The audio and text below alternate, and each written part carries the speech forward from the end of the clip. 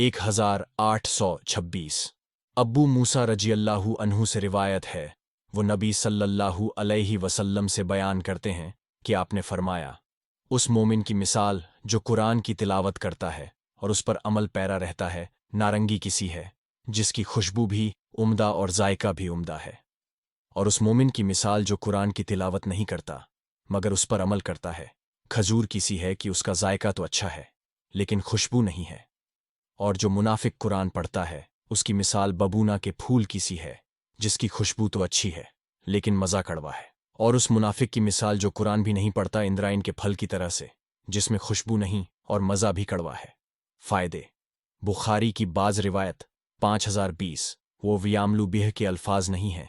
ऐसी रिवायत को इस रिवायत पर महमूल किया जाएगा क्योंकि तिलावत से मुराद अमल करना है। नीज इस हदीस से कारी कुरान की फजीलत भी साबित होती है।